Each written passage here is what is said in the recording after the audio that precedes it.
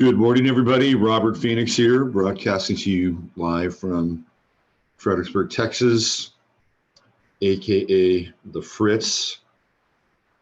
What's happening, everyone? It's your morning cup of reality. I got this in Nashville. There's the Parthenon, a wonderful symbol and edifice that speaks to our Tartarian past. It's still there. You can go visit it and be amazed by the Parthenon in Nashville.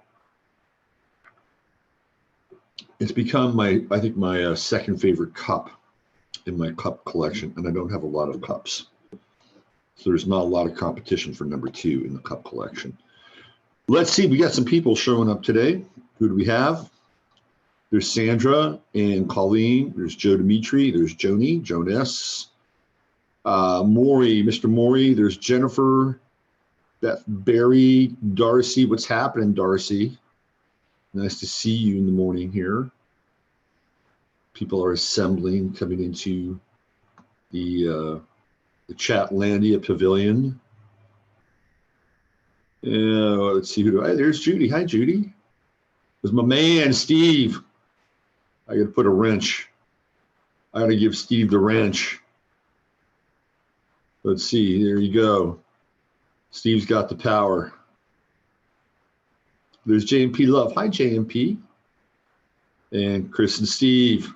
The Crimmies in the house. In the house. So we had a little controversy the last time we did the show on Friday with the Crimmies, which was a couple weeks ago. You guys were kind of following that in real time. I'm really looking forward to the Crimmies being back on, where we can do part 2 of our story about Kazakhstan, unfettered and free. Absolutely. No censorship.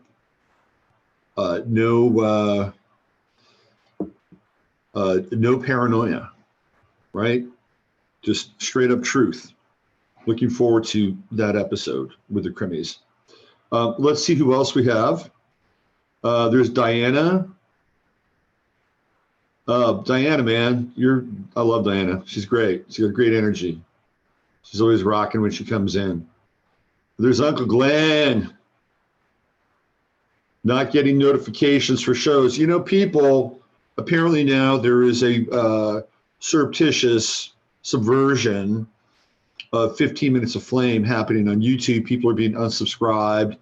People aren't getting notifications. So it will behoove you, if you want to stay in touch with the show and the content, to periodically return to YouTube and to make sure you're subscribed. That's number 1.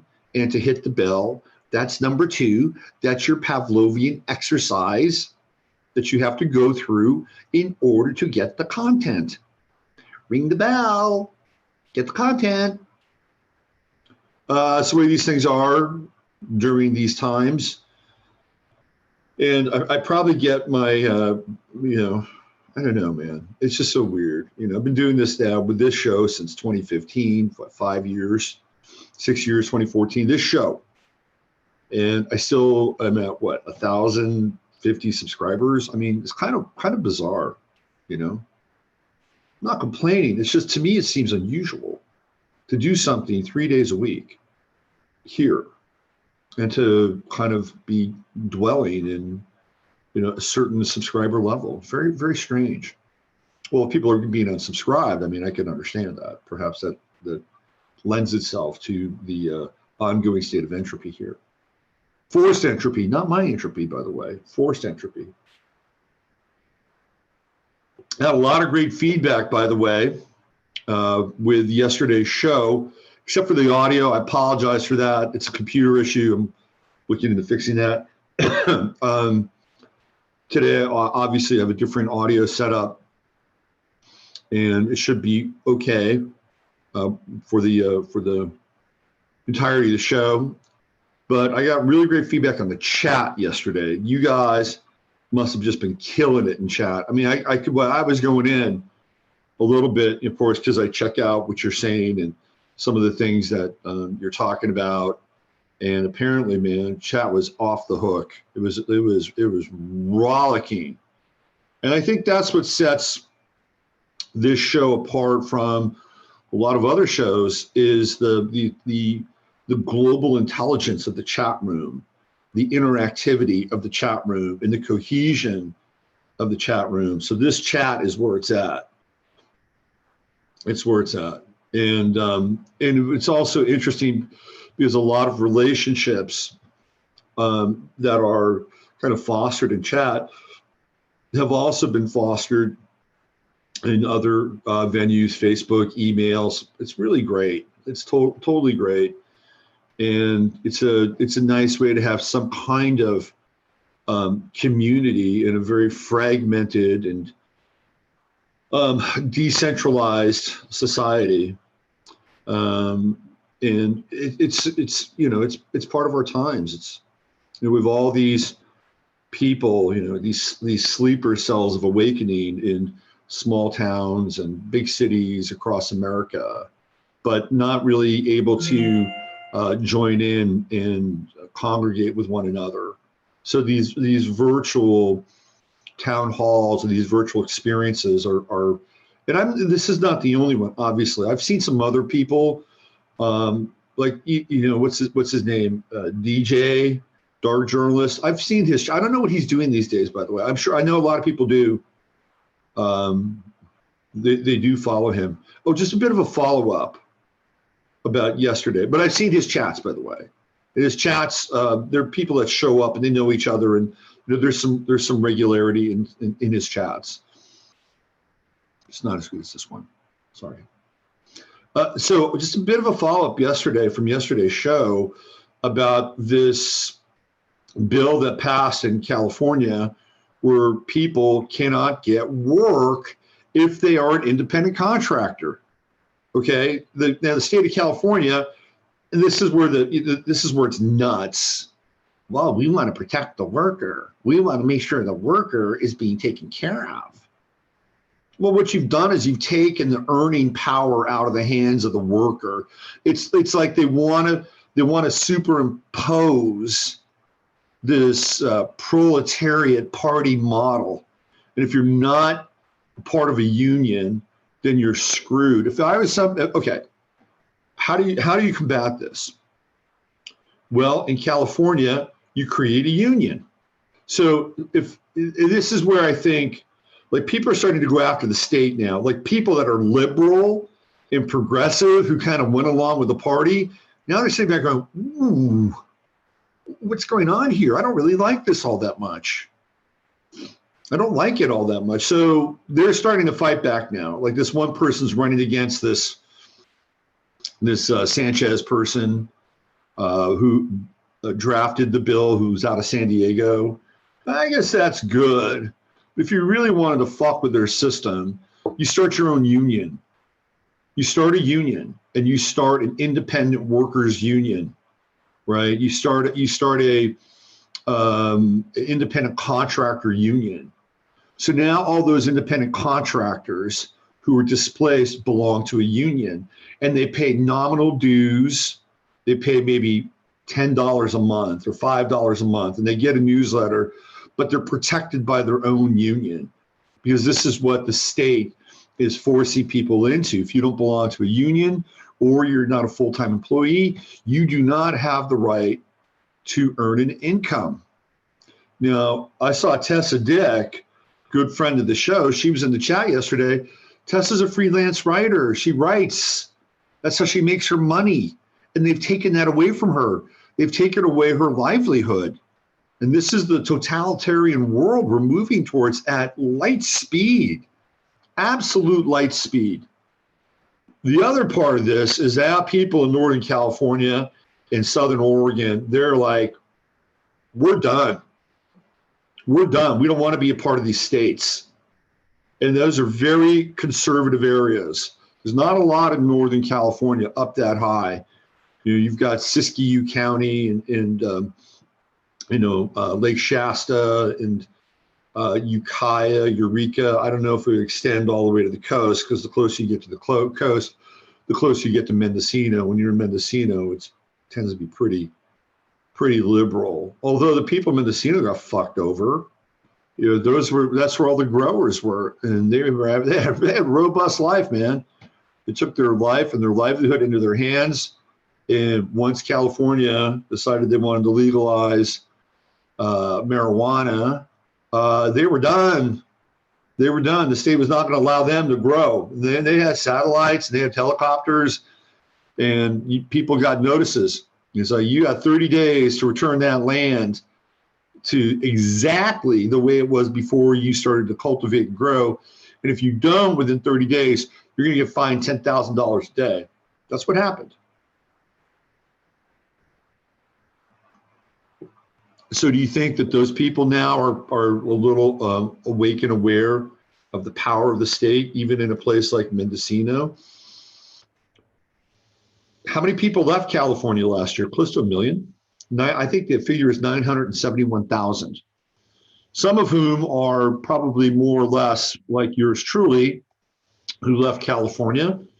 Others are more like your typical dyed in the wool, baked in the head, liberal, Democrat, progressive, and then they go to another place and they begin to soil the place that they moved to. I'm sorry. Again, I'm not going to sit here and bang the drum for the Republicans and the so-called right, because there's certain things about that system and about that team that I don't abide with. Mostly their slavish relationship with Zionism and neoconism, and because you just got to check that box, then that allows you to have membership. And if you say, oh, well, you know, I'm really opposed to what goes on in Gaza. I'm really opposed to what goes on in Palestine. I think it's inhumane. And the automatic, you bring that up, they're like, oh, you're fucking liberal. You're liberal, blah, blah, blah, blah, blah, blah. Right? No.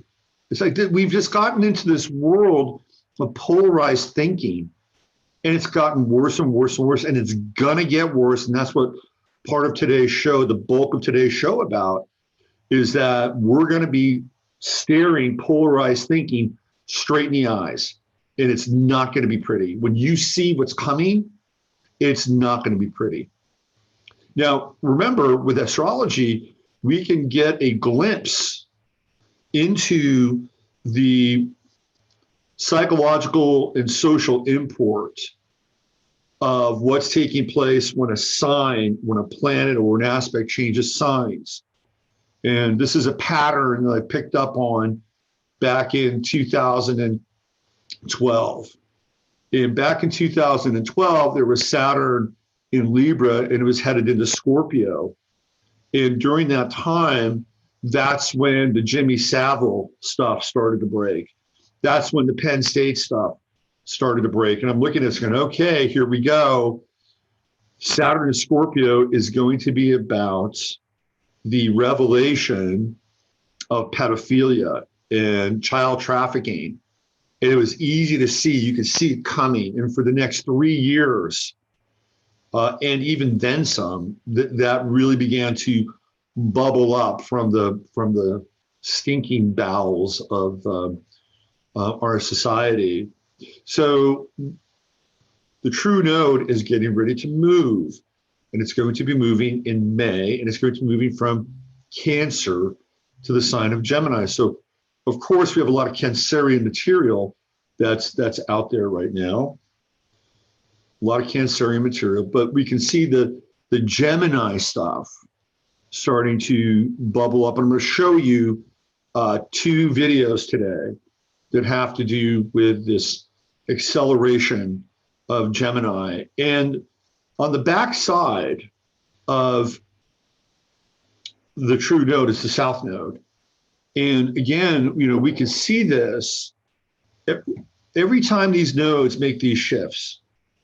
When the true node was in Leo and the south node was in Aquarius, that's when the deplatforming, all the freedom of speech issues, that's when Alex Jones went down. There's all that south node Aquarian multimedia, social media stuff went down. You could see it. And then on the other side, Leo became accentuated. And of course, the poster boy for that was Joe Rogan, who rose to a considerable height. And one of the best examples of astrology in action to this day that I've ever seen was the Joe Rogan, Alex Jones axis during that time. As Joe Rogan's star ascended, Alex Jones's star descended. Alex Jones and Joe Rogan are 180 degrees opposite astrologically. Joe Rogan was born on August 11th. Alex Jones was born on February 11th. Exact opposites. And it was like the nodes in action. And then they had that, those interviews with the one where, it went really bad. And then Alex, Joe was like dissing Alex, and Alex was on his show, and he was in open hand combat with Joe Rogan and dissing him. Eventually they got back together and had the most viewed show in, YouTube streaming, podcasting history. And that's when Alex went nuts, which he almost invariably does. And Joe Rogan held center court during that time.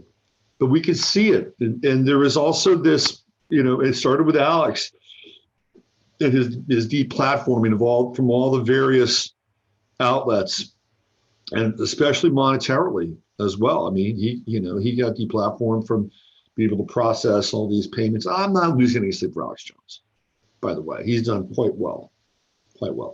Although he was very Bernie Sanders-like with his defense of his Sandy Hook position. It was really not very, very pretty to watch. By the way, I've been looking at Steve Pieczenik's chart because Steve Pieczenik is kind of a very interesting figure. Steve Pieczenik actually defended Alex Jones and also chimed in that Sandy Hook was a psyop. But nobody's gone after Steve Pieczenik. And for all of Steve Pieczenik's acumen and all of his so-called support of Alex Jones, he did not rush to Alex Jones's defense at all around the Sandy Hook stuff, at all. But if you look at Steve Pieczenik's bio, you'll see that he basically had the same position and made it public on Alex Jones. But they did not go after Steve Pieczenik. You know why? Because Steve Pieczenik's part of the intelligence community. And Steve Pieczenik would tie them up like a pretzel 6 ways to Sunday. Absolutely. The guy's got a very impressive, if checkered past. Very impressive, but I mean, he studied under Henry Kissinger. That's number one. Was a child prodigy. Went to university at the age of 16. Was a concert pianist at like the age of 8 or 9. The guy's got kind of an impressive past. Checkered again. Like, who is this dude? What's he been up to? And you could tell that he's one of these shadowy figures, and he probably had a fairly significant role to play in the post-MK Ultra 1960s, late 1960s, early 1970s world. Claims to have been one of the architects behind the fall of Russia, claims to be one of the architects around being able to set up the Camp David Accords with Sadat and Begin. Claims to have been, well, not claims, but he was part of the hostage team and situation in crisis in Iran, and that didn't go well for Steve Pieczenik. I think it went south for him. He essentially co-wrote or was the facilitator for a number of Tom Clancy books. So you'll see his name associated with a number of Tom Clancy books, but he didn't do the writing, which because I was thinking, does this guy ever sleep? I mean, does he ever fucking sleep? And then I went into his bio, and then I realized that, well, he didn't really write those books. He got people together and they talked about the ideas, and other people were writing passages for those books. He's written his own books, but yeah, he could have been a little bit more helpful with Alex Jones, I think. particularly because he was there with him and talking about it and had the same point of view as Alex. Anyway, that was a true node in Leo and the south node in Aquarius. Go back to when the true node bursted out in Cancer. What did we have? We had Ralph and all of them talking about killing babies. We'll take our time and we'll make sure that the mother is just fine, relaxed, comfortable, and when she, we'll have the baby in another room. And then when she's relaxed and comfortable, we're going to ask her, how number one, if she'd like us to terminate the life of the child. And if she says yes, then we would very humanely, by the way, very, very humanely, begin to cease the life function in that child, because it would more than likely be a benefit to both the mother and society if the mother is not really bonded and doesn't want that child. And we'd be doing it out of the kindness of our hearts. I mean, that's what happened, right, with that guy? Children, mothers, governments, South Node in Capricorn, and we've been dealing with that mostly ever since. I've seen the Cancerian stuff manifest in commercials. Now commercials are just all so wholesome, the ones that aren't weird. Oh, it's a family setting. Oh, it's a family. Verizon selling their phones because with their families, because everybody in their family has a very different need for their cell phone. Family. The only asterisk with the family stuff is it's not your typical usual family, right? There's going to be variations. Like, oh, okay, well, what nationality are those people? Oh, they're a nice family, but I can't really place them. They've got kind of this look or that look, and I'm not saying that that's wrong. I mean, that's how we meet people, and we propagate, and we have kids and all that. But this is an emphasis and a focus now in commercials. So they give you the family stuff, but it's like, we're going to give you different kinds of families. You want family, it's the true node in Cancer. We're going to give you different kinds of families. How about that? And like, oh yeah, okay. All right, yeah. Gee, I feel good about this corporation because they're serving everybody, even people that don't fit in a typical bucket. Aren't the corporations nice? Aren't the corporations good? They have our best interests at heart. All hail the corporation. All hail the corporation. They're just manipulative. That's all they're doing. But astrologically, they're in the pocket. They're in the pocket of that true node in Cancer. It's very interesting. But now we're moving up. Now we're getting to see where this is all headed. And I wanted to play some content for you that's been fresh and that's really popped over the last 48 hours that really gets into what I'm talking about. The first piece that really grabbed me was I was on Twitter last night and I saw this woman. Now she's a teacher. Now remember, Gemini rules teaching, right? Early childhood education, that third house, Gemini. So this woman is a teacher. I believe she teaches in Indiana. And I'm going to play her video for you. It's going to show you where we're headed. This is a very important video. I'm going to set the stage just a little bit here, in that this woman got fired from her teaching position because she woke up and she saw what the education program was doing to her students and students in general in the state of Indiana. And this gets back to yesterday with the Lyndon Baines Johnson show. And by the way, great comment by Beverly, who was watching. She was interested to see who I was going to be dissing. And when she saw it was Johnson, she was validated because in her mind, He's the gift. Lyndon Baines Johnson is the horrible gift that keeps on giving. Look at what's happened to college campuses. They become indoctrination centers. And I'm going to show you a video that speaks to that. This all happened in the last 48 hours. They become indoctrination centers. So your kids go into a college one way and they come out another way. And in many cases, there are these screaming, raving, raging, identity politic, social Marxist foot soldiers. And the ones that aren't are sufficiently demoralized so that when they leave college, they're really of no threat. You know, they're like, oh, shit, I just want to get my grade and I want to get out of here, get through this. Yeah, it's like, I don't want to speak up too much because I can be in real trouble here. So it's a process of demonization.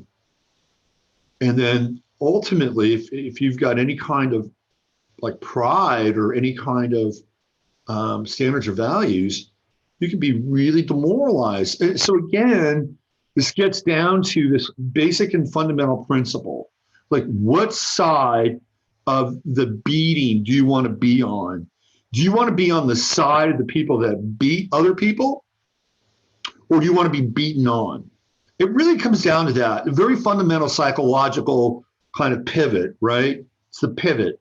And the first time I saw this Joe Strummer documentary where he talks about that, where he talks about going to public school in England and then seeing the process of work. He got there, he's like, well, shit, there are people that are beating the shit out of other people, and then there are people getting the shit beat out of them. Which one do I want to be? And I'll go be a part of the people that beat the shit. He even talks about this. So Joe Strummer became a bit of a bully. And what happened to his brother was on the other side of that equation. His brother was the guy who says, I don't want to do this. This is an assault to my humanity. So what happens to Joe Strummer's brother? Well, he secretly is copying and putting together all this Nazi memorabilia because in his mind, he's thinking, well, shit, man, these guys had it together. You know, they were bullied by the international bankers and the international courts. And this is how, you know, they fought back. I'm sure in his mind, that's where he's going, because he had a ton of submerged rage against these animals who are essentially created in this system. And that's how he coped with it. And then not long after his graduation from high school, he was found dead on one of these little islands that you can kind of row out to, you know, in one of the parks in England.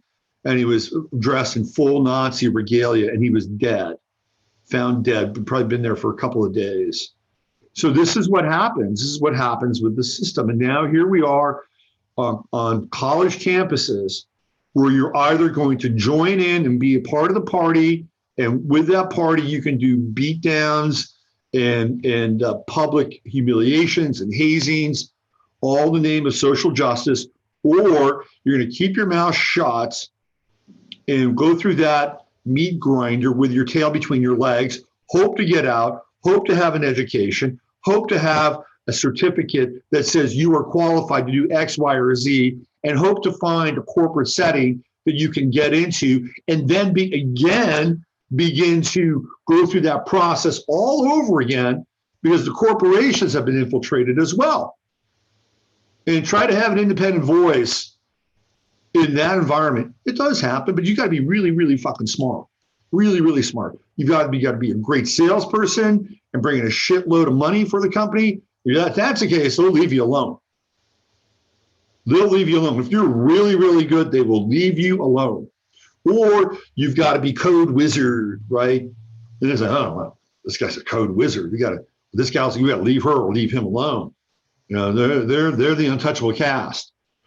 Other than that, you know, it's all about navigating through that, you know, very strange social Darwinian environment. So they're turning, you know, I talked about Bill Ayers yesterday, And Bill Ayers and the Weather Underground, their idea, their platform was that they were going to have these re-education centers that millions of Americans would have to go through. Well, they did it. They created the re-education center. It's called the Modern University. And don't think Bill Ayers had a hand in it. Of course he did. This guy's an educator, right? And now they're moving that process down the line from college. Now it's into high school. It's been into high school. Now they're getting into elementary school. They're getting into the elementary school kids' heads. I'm going to play the video.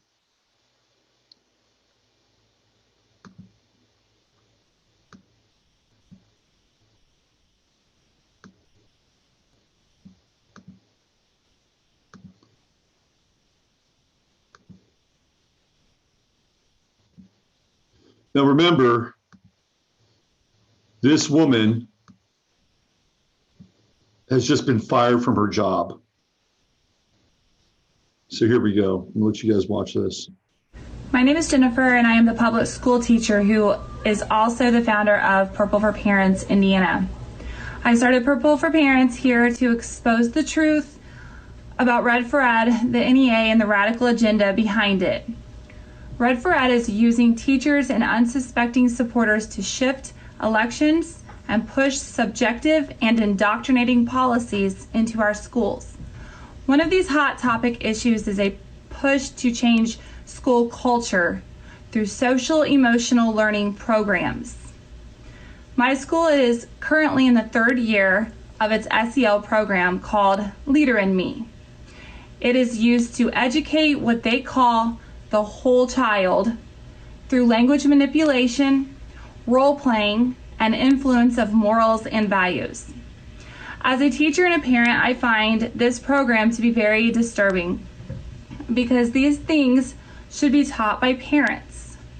Last Monday, I posted an article that exposed some of the concerns with this program and how you can't opt your child out of it. Fast forward to Friday, Valentine's Day, and I was called into the office where I was fired for speaking out. They said I was making them look bad and that I was being untruthful. I want everyone to know that everything that I said was the truth. I believe parents should be aware of what is going on, and my concern is truly because I care about children and parental rights.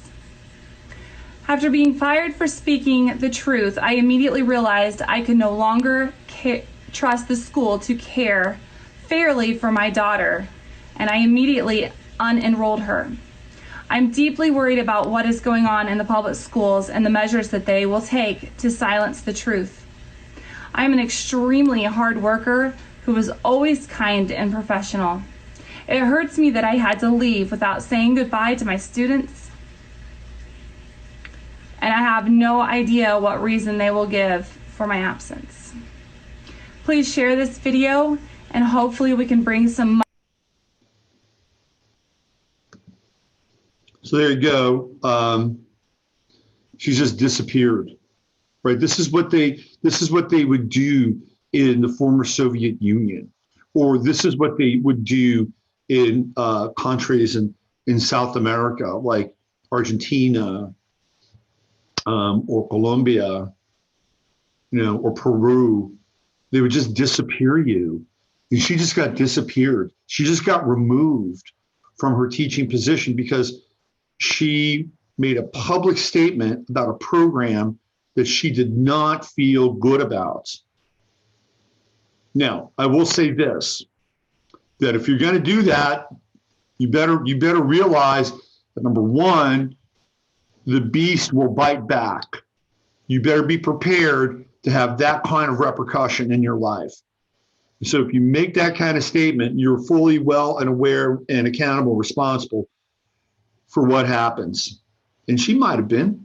I don't think she said, well, maybe because I think teachers tend to have some form of idealism. This is why people, I think, get drawn into teaching anyway. I'm going to be somebody who can help people, help young people, be a force of good in their life. I like being around kids. I like teaching. I feel positive about it, right? So there's some kind of idealism born into being a teacher, except for once. Well, I'll never forget this time. Anecdote. When my kid was in kindergarten, one of the hardest days of my life was watching him walk through that door. That was one of the hardest days of my life. I'm like, oh shit. It's just like, sticking him in the burning bowels of Moloch, right? I mean, it's what it was like for me. I'm like, okay, I'm gonna go with this thing, and I don't have many other options right now.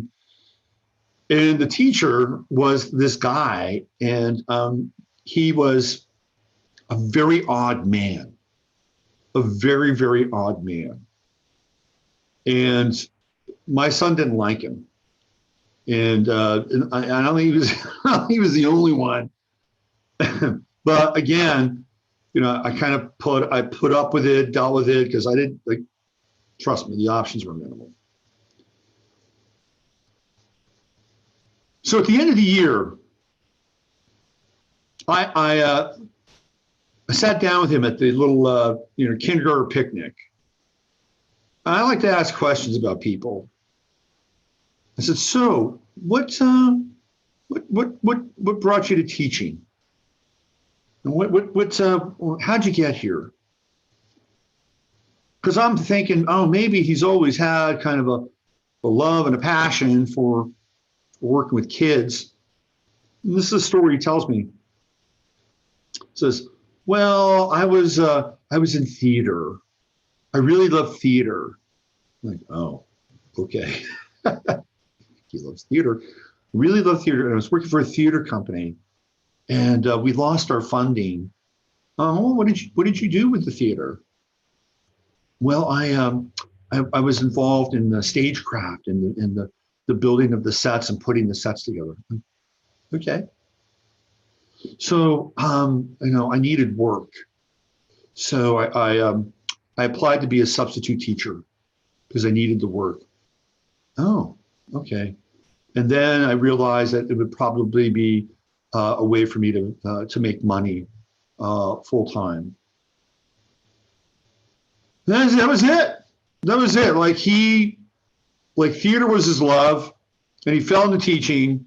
Didn't have a passion for teaching, not at all. It was a way for him to make money. And by the way, this guy had a really, really checkered past. Like he'd been reprimanded by the school, because this is the story that I heard. This is what happens in schools sometimes. He had a kid who acted out in the class, and he had a bunch of kids in a circle around this kid that acted out, and they were pointing a finger at this kid, and they were all saying, shame, shame, shame. True story. True story. This is a guy that was teaching, and he was teaching kindergarten. He was reprimanded by the school. He went on some form of paid leave or some shit like that. And he's back teaching.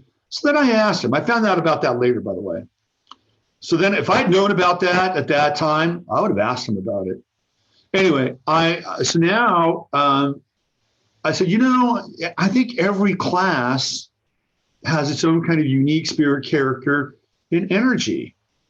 How would you typify or describe this class? He sat there for 30 fucking seconds, maybe a minute. It was like, don't compute. And then he went back to another class about 3 years before, and he talked about them and how great they were. But he had nothing to say about that class. And I'm like, what a waste of fucking time. What a waste of time. What a waste of energy. You shouldn't even be in that school. You should not even be in that school. You should be out at some theater company somewhere, putting up the sets for Hamilton or something. Hamilton wasn't around that. Paint your wagon. I don't even think they do paint your wagon anymore. That's the state of our schools. Now, remember that woman in Indiana is engaged in a Gemini activity. She's a school teacher. And what are we seeing here? We're seeing polarization. This polarization is going to become rampant. I mean, rampant. People are waking up And man, they do not want the wake up process. People are waking up in California like, holy shit, I can't make money applying my craft or my trade independently. People won't hire me now. Think about that. You can't get hired in California if you're an independent artist, musician, craftsperson. It's done. I mean, they've just essentially, the state of California has taken away their ability to earn. Well, you can always join a union. You can always work for a company. No, you can't always work for a company. You can't always join for a union. And some people aren't wired that way. Some people are wired to be independent. And that's the message. It's like, you cannot be independent. Your independence here is over. And we're telling you that. You have no right to be independent in this state. You will conform or you will fucking starve. That's the message. That is the message. And people are starting to freaking wake up, right? And I hope that video with that young woman from Indiana, you could see how emotional she was when she was talking about her kids. And you're not, I mean, she was coming from the heart. And you could tell she was very wounded. There was a lot of sensitivity. She was speaking from the heart. I hope the video goes viral. If you go into that thread or you follow me on Twitter, which I don't tweet a whole lot, but I did send a message to her school. I sent a message on Twitter to her principal, which was sometimes firing teachers has consequences. I hope this is a lesson you can pass on to the kids.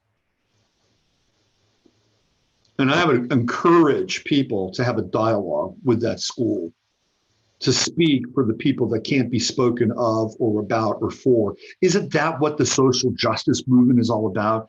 To speak for those who can speak, who have lost their voice, who are too afraid to speak out. Well, guess what? It goes both ways. It goes both ways. I want to show you another video. And this also happened here. It's a very long video. I'm not going to show you all of it, but I'll show you this video. Let me check in with you guys in chat here. Let's see what's going on. Let's see. Very active chat today. Very, very active. Let's see. God, it's happening so fast. You can, man, I mean, when the chat is like spinning like that, it's really, really good. It's really good.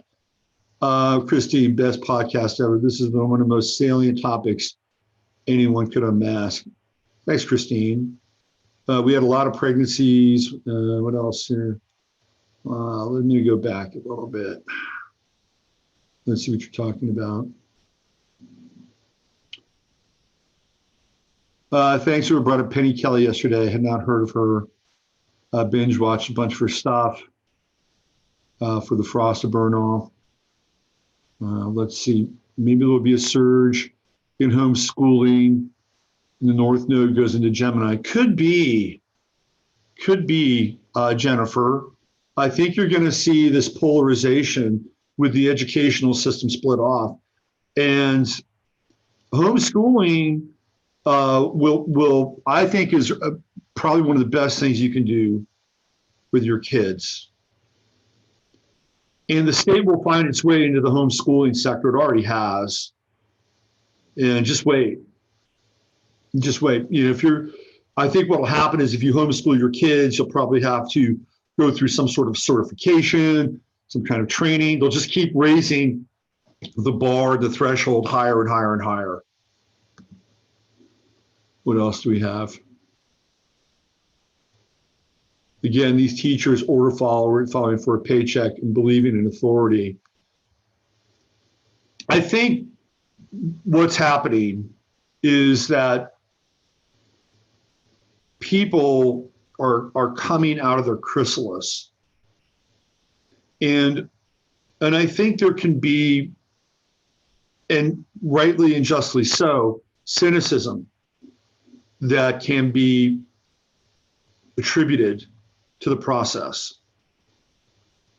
I mean, it's easy to like look at it and say, well, you guys are just mindless slaves and you're just tapping in to get a paycheck. I think some people are unaware of that. I think some people really believe or have believed in their profession. I'm watching, by the way, I'm watching scores of doctors leaving the AMA. It's a dirty little secret that the AMA and mass media will not share with you. There's an awakening happening in the medical industry. Doctors are walking away, and functional medicine is one of the most popular and exciting fields in the medical world right now. And these are renegade doctors who said, I'm done. I'm not going to be a part of this. I'm not going to take insurance.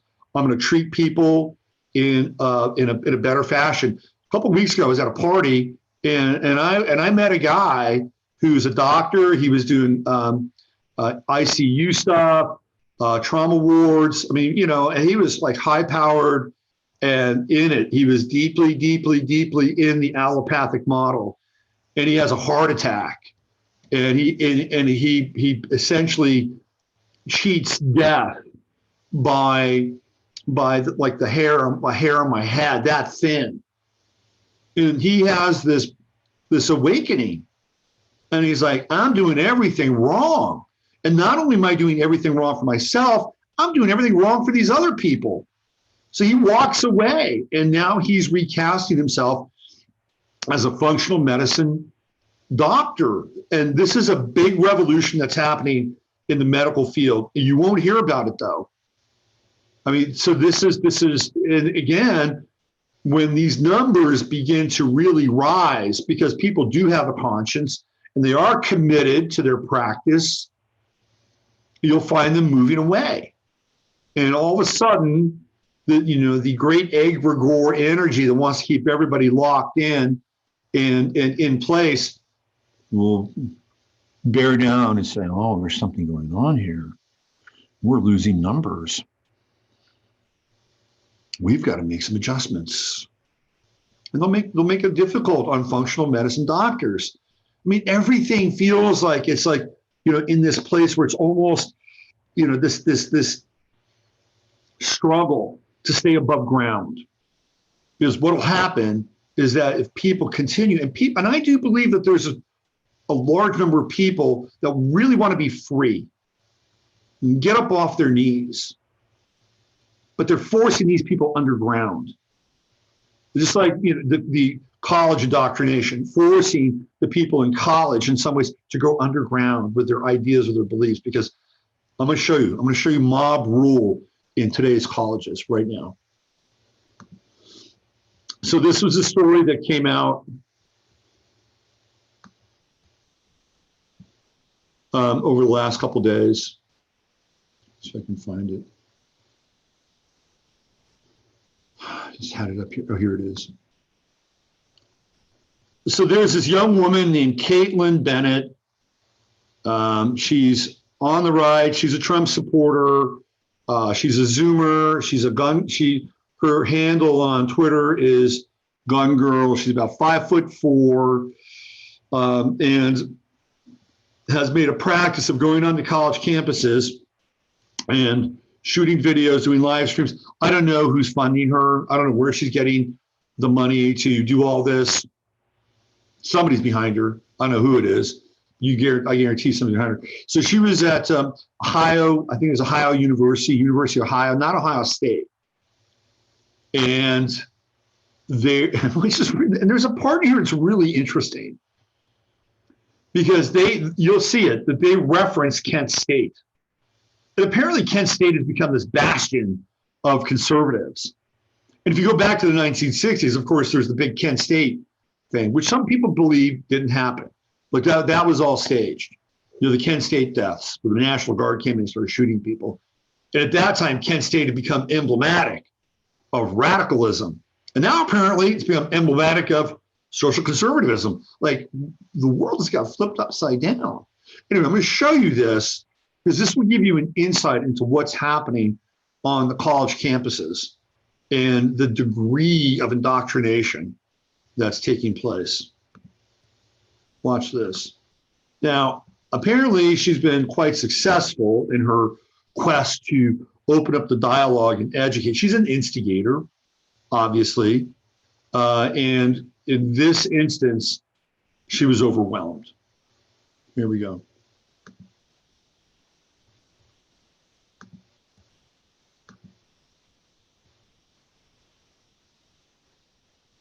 Let me just do a quick refresh here. Hold on. Here we go. All the way from the beginning. It's going to start right here. You don't understand it. Hey, you don't.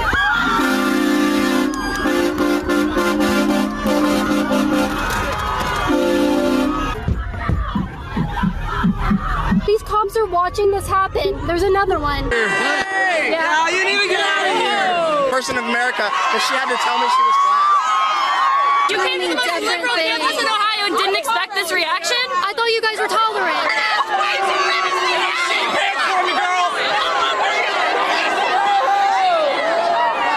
You wouldn't know a president if it hit you in the face! Fuck you! That's somebody's car!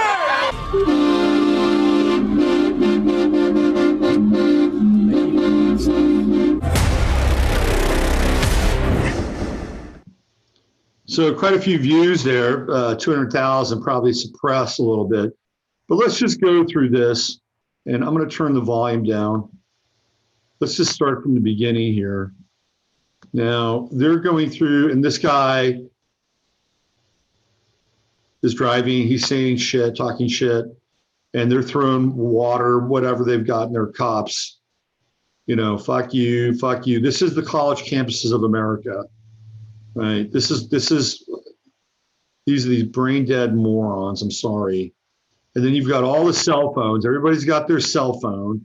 Everybody's either streaming it or capturing a video. And they're all clones. They all look the same. They all dress the same. They're all clones. And then this chick in her face, you went up, I hit you in the face. And apparently this got quite bad. And some of the stuff on Twitter was like Caitlin Bennett shit her pants because it got so intense and heavy. This is one of my favorite debates here is right here, this guy. Let's start here. Let's see what this genius has to say. On welfare. If you look at the percentage of people that are on welfare, it is white people. Okay. White people. This notion that black people and people of color are the only people that are on welfare is so wrong. Look it up online. There's a government database for all of this. Wait. No, you said something incorrect. I have a question. No, what you said is wrong. I have a question. What you said is wrong, and you can't put that false information out there for people. It's wrong. What you're saying is wrong. I want to point out that no one can hear what she said. Okay, well, what I said is that what she's saying you is need to bring it down a tell everybody couple that it's false notches. information because when you put it out and propagate we got out there, mad girl people energy believe right ignorant shit. People believe ignorant shit, and I'm sick of it. I'm fucking sick of it. It's Then leave. stupid. Then leave. No, this is a marketplace of ideas. I'm on a campus that I pay $30,000 a year to go to. If I'm going to say something, I'm going to say something. You can go. You don't go here. They're not paying attention. So for them,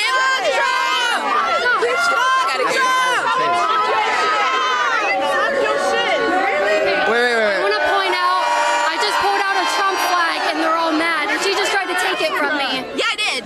No, wait. You said, how am I her token black person? Yeah. Why would you assume I'm not capable of thinking for myself? Oh, nobody said that you're not capable of thinking for yourself. What I'm assuming is you're ignoring the statistics. I don't know, for some sort of monetary reason, because I can't understand what the fuck else you would be identified. So, did you know that? Did you know? Thank you. I actually have a Black Lives Matter. I have a Black Lives Matter shirt.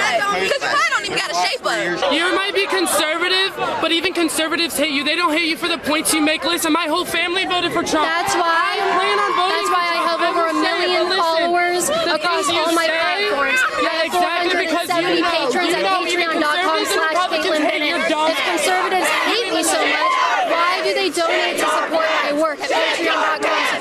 Prove this guy wrong. Donate to me at patreon.com/Caitlin Bennett. Now it's a little self-serving there, right? Donate to me. I've got 1 million followers. I mean, clearly she's marketing herself. She's marketing her brand, but she paid a price at this event. And this one guy behind her gets into a very interesting debate around his blackness. Let me see if I can just get to that debate without her self-promotion here. Let's see what we got here. I think that a lot of it could be solved by just actually having a conversation and not just trying to argue. It's really hard when people just scream instead of listen. We were at the University of Akron 3 days ago, and people like this came out to hate me and be rude to me. Once they actually listened to me, they all asked for a photo with me afterwards. Legit, they were like. So she's justifying and saying, I made a difference. What's this guy talking about?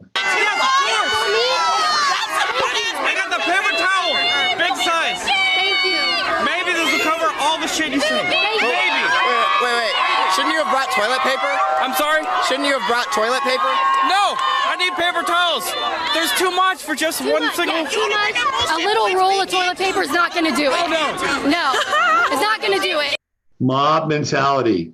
This is what's going on college campuses today. We see if here we go. This is what I want to talk. So she is arguing with him. Everybody's on their fucking cell phones, checking, their messages, all their shit. So she's going to argue with him about how black he really is. To tell me about what it meant to be black, and so I want to know, what does it mean to be black? You told her she wasn't black. Okay, what does it mean? Define blackness for me. No, you already said it. I want to know what you think. Define black. I don't really think I feel the need to define my skin color. It's pretty obvious. You're selling out right now. I'm a sellout. I'm a sellout. Explain to me how I'm a sellout. No, I want to know. I want to know how I'm a sellout. I want to know how I'm a sellout. You don't know how you're a sellout. Tell me how I'm a sellout. How you're a sellout. Okay, so conservatism. Please tell me what being conservative or what supporting Trump has done for you. Outweigh. What being black in America has done for me? Absolutely. So Trump. So first of all, Trump has brought us the lowest black unemployment America's ever seen. That's what being black in America and supporting Trump. She came up to me and said I was a token. We were right here. They're more upset that you said that to her than the fact that she said you were paid to be here. Yeah, she said I was paid to be here, and I said. So, I'll show you something here. These are the people back here that are just trying to get through, right? They're like, oh, shit. I don't want to get into that shit.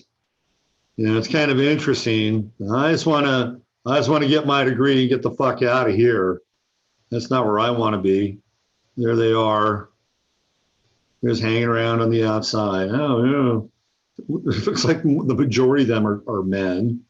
But that doesn't mean that the men aren't mixing up. Quite a few men in this group. Anyway, this doesn't go well, obviously, for her, because she's outnumbered, outmatched, and it starts to get very, very ugly. Very ugly. And here's that. She managed to get inside. Look at this. It's being. You in the face! You don't understand oppression! You don't know what it's like! You have no idea what it's like!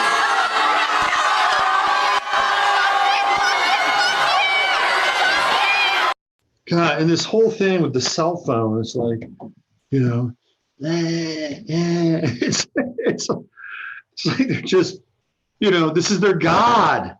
This is the God. Look at them.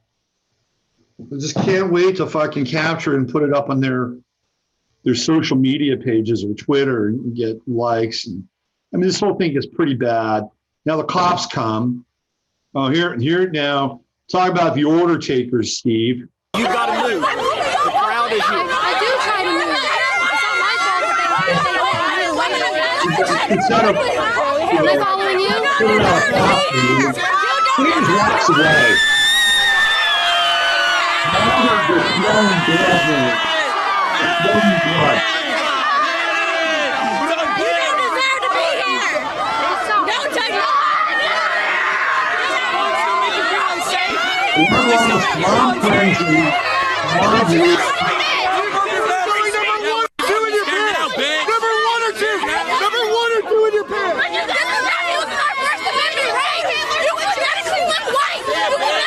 Now, I will say that she put herself in that position And by putting herself in that position, she better be prepared to deal with that shit. And she's got a YouTube channel, and she's got a brand, and she's got a Patreon. So she's out there trying to stir up support for what she's doing. And by putting herself into controversial places and positions, it will hope, in her mind, drum up more sympathy, more money, more support. Let's be clear, it's kind of a career move for her, but it's a career move that really went kind of sideways in some ways, unless, of course, it's being talked about, which it is, trending on Twitter 2 days ago. When you trend on Twitter, you are chum for the sharks. I guarantee you. There's only two things that happen when you trend on Twitter. Number one, you're either dying. Number two, you are chum. That's what happens. And she was chum for the sharks. So maybe she recovers. Maybe her brand gets bigger. Maybe she gets sympathy. Maybe she gets people to donate to her Patreon because of this, because she's so brave and she took a risk. And that, it's fine. I mean, she's a free agent, theoretically, right? But she also put herself in that environment, and it went south. And you saw what happened with the cop. It's like, you're on your own. You're just on your own. And he left her. He left her to deal with the crowd and the crowd frenzy, which she, of course, in some ways created. And I'm saying, take responsibility for, the environment you put yourself in. And in some ways, she has a lot of guts to be able to do that. Not a lot of people could do that. So I do think it's kind of gutsy, in as much as it might be connected to her brand or to her ego or whatever. But it also takes a lot of guts. But I wanted to show you this because it represents this polarity that is growing in large numbers. And we're going to see it. We're going to see it hit this summer. And we're going to watch the fissure, the splitting of the social atom. Because on the south side of the true node in Gemini is the south node in Sagittarius. Sagittarius represents truth, authenticity, morality, the big picture, wisdom, expansion. It's taken a back seat. Sagittarius has taken a back seat to Gemini for almost 2 years, starting in May. Truth won't matter. Truth won't matter. What will matter is the ever-shifting tides and sands and positions of the individual, the mutability of the dissemination of information. One day it's right, the next day it's wrong. One day it's truth, the next day it's a lie. And it's all going to come up with this true node in Gemini. My advice to you is to be facile, to be nimble, to be mutable, to be able to change, to not get stuck or fixed, to be able to improvise, to be able to dance to another position, dance on the head of a pin, right? That's the true node in Gemini. To be able to employ your personal intelligence, your social intelligence, put it all together. The left brain and the right brain, long-term picture and right here and now. This is what we have to look forward to this summer. It's coming. The splitting of the social atom, the fissure of the social structure. And it's all being generated right now before our very eyes. I just gave you two examples. One in the primary educational system and the other in the post-primary or the university system. All right, let's see what you guys are talking about. Let's see what we have here. When ganged up on, my line is take a number, fucking number, and I'll address you one at a time. That's why Ani has the wrench, by the way. Diana Young, Side for the Future. I saw a lot of people standing up for her on Twitter yesterday. She's not alone, okay? Like, she's not alone.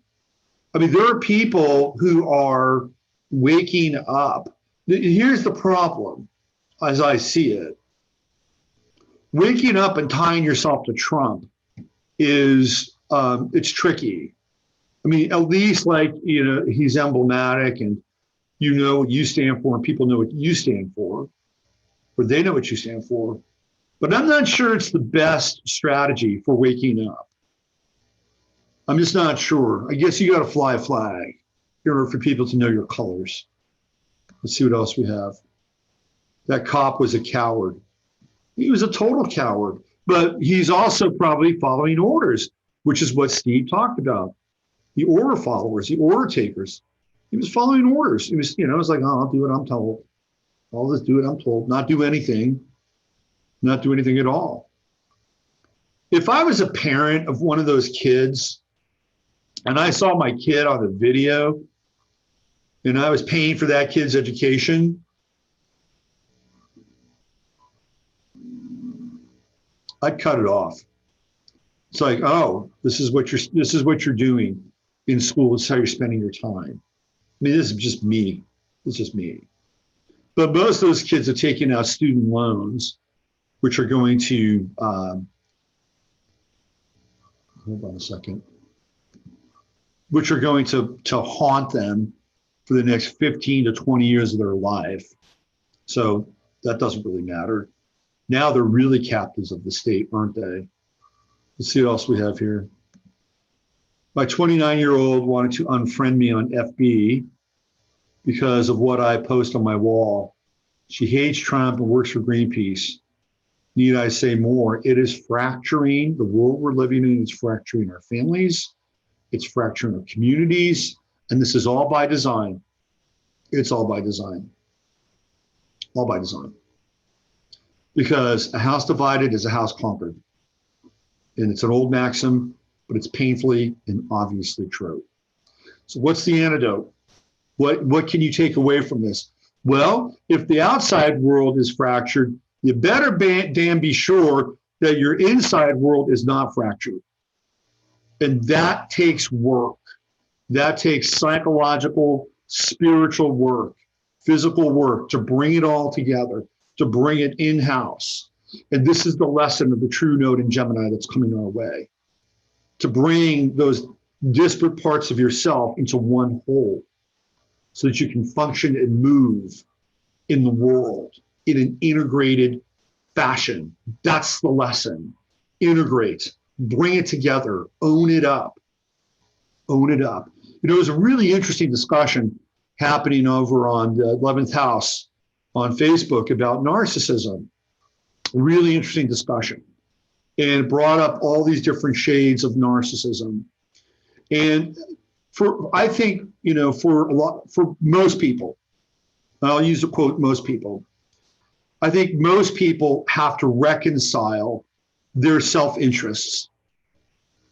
And most people don't reconcile their self-interests. They just don't. And when they don't reconcile their self-interests, then what happens is that their self-interest will be identified and then exploited by others. Now, at the far end of the degree of narcissism, we get into things like sociopathology, psychopathology, right? And this is part of the extreme version and the cold and calculated manipulation of people.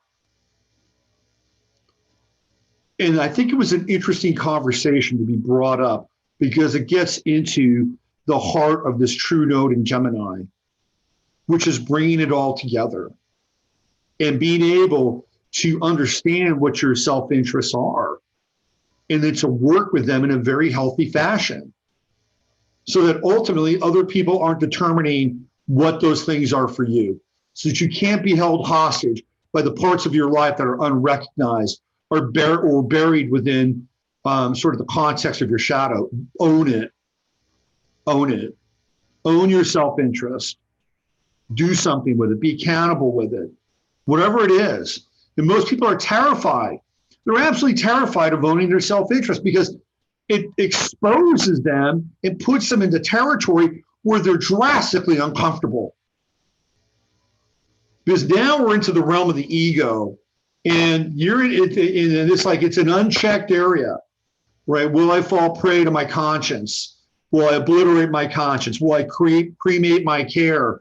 Who am I if I don't hold on to these ideas about who I am and what I'm not?